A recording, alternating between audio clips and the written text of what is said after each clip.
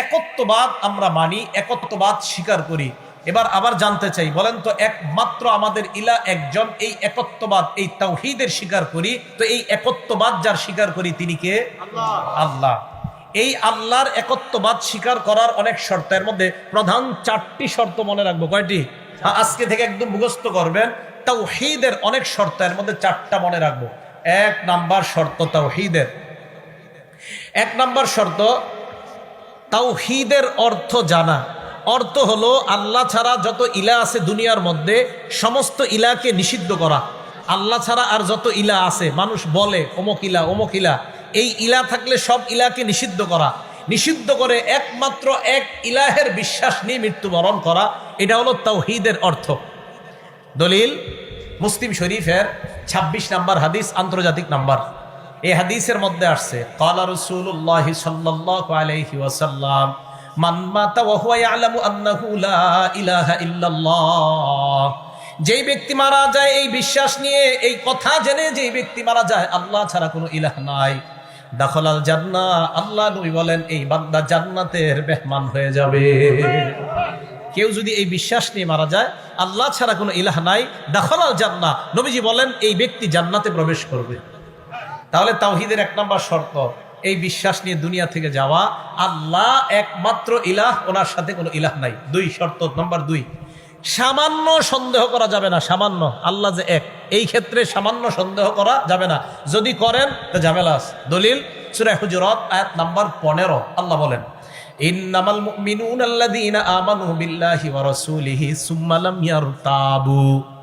আল্লাহ বলেন ইমানদার তারা, আমি আপনি আমরা ইমানদার। আল্লাহ বলেন তোমরা ইমানদার তখন আমানু বিল্লাহ, যারা আল্লাহকে মেনে নেয়, ওয়া রাসূলি, তার রাসূলকে মেনে নেয়, সুম্মা লাম ইয়ারতাবু, সামান্য সন্দেহ করে না। তাহলে যারা আল্লাহকে মেনে নেয়, তার নবীকে মেনে নেয়, সামান্য সন্দেহ করে না। 1 নাম্বার আল্লাহকে মানে, নবীকে মানে, সামান্য সন্দেহ করে না। ওয়াজাহাদু বিআমওয়ালিহিম ওয়া আনফুসিহিম, জানমাল নিয়ে আল্লাহর রাস্তায় যারা লড়াই করে, জানমাল নিয়ে আল্লাহর রাস্তায় লড়াই করে, আল্লাহ বলে শোনো, যারা ইমানদার, আমাকে মানে, আমার নবীকে মানে, সন্দেহ করে না, উলাইকা হুমুস সাদিকুন, আমি আল্লাহ কোরআনে তাদেরকে সত্যবাদী ইমানের সার্টিফিকেট দিয়ে দিলাম। এরা সত্যবাদী মুমিন। হ্যাঁ, আপনাদের মাঝে যারা এই বিশ্বাস করেন আল্লাহ এক, এই আল্লাহকে মানি, তার রসুলকে মানি, এই বিশ্বাস আমরা যারা করি, আল্লাহ বলে আমি তোমাদেরকে সত্যবাদী মুমিন বলে সার্টিফিকেট দিয়ে দিলাম।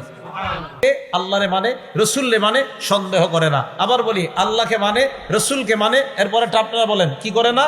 আবার আল্লাহকে মানে, রসুলকে মানে, কি করে না? একটুও সন্দেহ করা যাবে না। এই হলো দ্বিতীয় শর্ত। শর্ত নাম্বার 3, আমার দিকে তাকান, আমি কথা বলতেছি কি দিয়ে? মুখ দিয়ে। 3 নাম্বার শর্ত, আল্লাহরে মুখে মুখে বলি আল্লাহ আপনি এক, আপনি ছাড়া কেউ নাই, ভিতরে কিন্তু আমার ঝামেলা আছে অন্তরে। এটাও একত্ববাদের তাওহীদের স্বীকৃতি হবে না।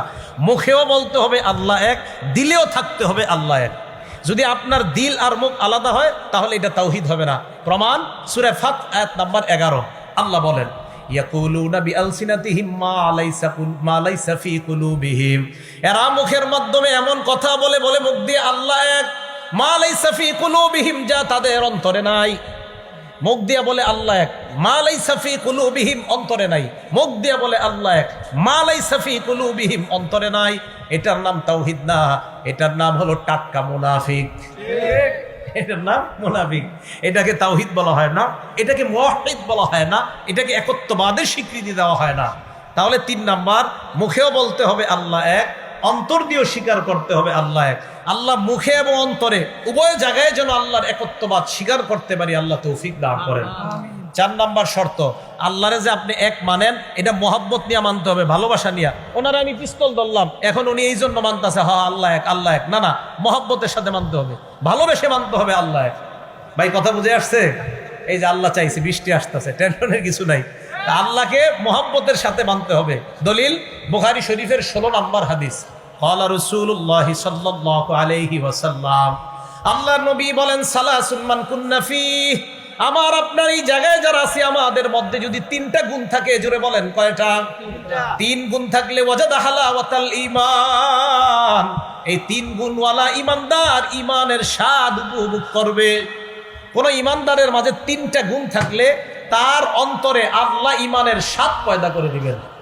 এক নাম্বার, মান কানাল্লাহু ওয়া রাসূলুহু আহাব্বা ইলাইহি মিম্মা সিওয়াহুমা। এই অনুবাদটা মন দিয়ে শুনেন। আল্লাহ এবং তার রসুল ব্যতীত পৃথিবীর যা কিছু আছে সব কিছুর চাইতে আল্লাহ এবং তার রসুলকে বেশি ভালোবাসা। আল্লাহ আর তার রসুল ছাড়া দুনিয়াতে যা কিছু আছে সব কিছুর চাইতে আল্লাহ আর তার রসুলকে বেশি ভালোবাসবে যে ইমানদার। আল্লাহ নবী বলতেছেন ওই ইমানদার তার অন্তরে ইমানের স্বাদ উপভোগ করতে পারবে।